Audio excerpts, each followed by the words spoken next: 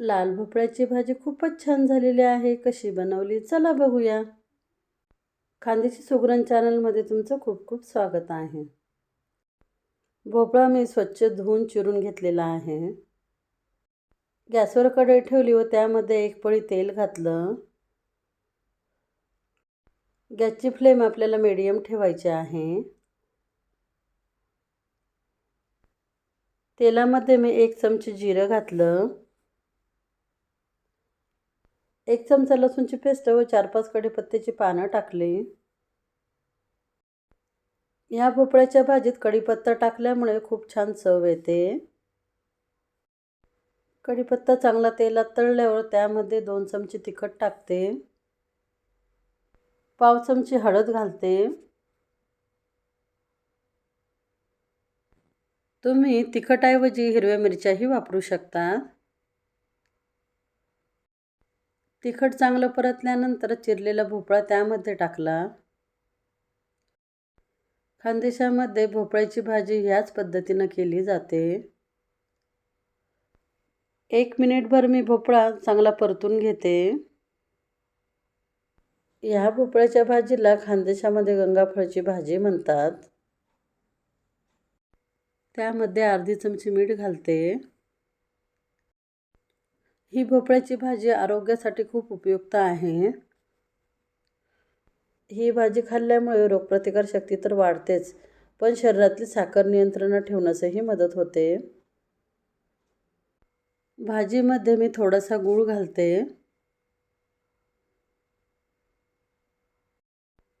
या भाजीत गूळ घातल्यामुळे ती चविष्ट तर होतेच, पण शिजण्यासही मदत होते. तुमच्याकडे जर गूळ नसेल तर तुम्ही 2 चमचे साखरही या भाजीत घालू शकतात. ही भोपळ्याची भाजी तुम्ही वरण भाताबरोबर तोंडी लावण्यासाठीही करू शकतात. गॅसची फ्लेम कमी करून त्यावर झाकण ठेवून मी 10 मिनिटं शिजू देते. 10 मिनिटांनी मी झाकण काढते. तुम्ही बघू शकता भाजी आपली खूपच छान झालेली आहे. झटपट होणारी लाल भोपळ्याची सुकी भाजी तयार आहे. भेंडीची सुकी भाजी बनवूया. इथं मी पावशेर भेंडी स्वच्छ धुवून घेतलेली आहे. भेंडी मी बारीक चिरून घेतली. गॅसवर कढई ठेवली व त्यामध्ये मी 1 पळी तेल घातलं. गॅसची फ्लेम कमीच राहू द्यायची आहे. तेल चांगलं गरम झालेलं आहे. त्यामध्ये मी 4-5 कढीपत्त्याची पानं टाकते. अर्धा चमचा जिरं घालते. जिरं चांगलं तडतडल्यावर त्यामध्ये 1 चमचा लसूणची पेस्ट टाकते.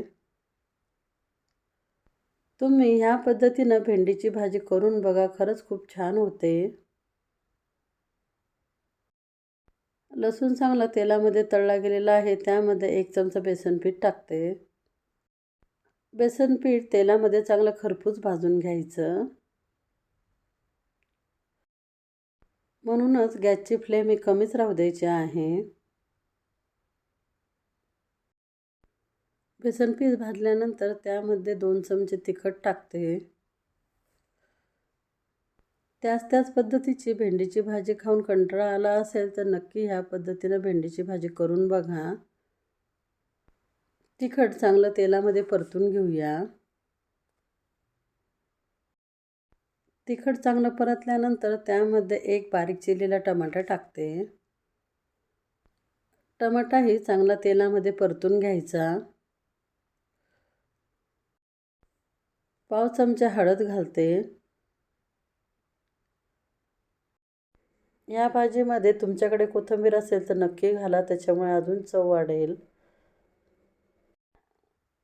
तुम्हाला जर माझ्या रेसिपी आवडत असेल तर प्लीज माझ्या चॅनलला सबस्क्राईब करा, लाईक करा आणि कमेंट करा. टमाटा चांगला परतल्यानंतर त्यामध्ये चिरलेली भेंडी टाकते. भेंडी ही मिनिटभर मी परतून घेते. ही भेंडी बनवताना आपण त्यामध्ये जे बेसन पीठ टाकलेलं आहे त्यामुळे भेंडीची चव खूप वाढते. तुम्हीही अशा पद्धतीनं भेंडीची भाजी करून बघा व तुमची भाजी कशी झाली ते मला कमेंट्समध्ये सांगा. मुलांच्या डब्यासाठी तुम्ही ही भेंडीची भाजी बनवून देऊ शकता, ते आवडीनं खातील. झटपट होणारी भेंडीची भाजी तयार आहे.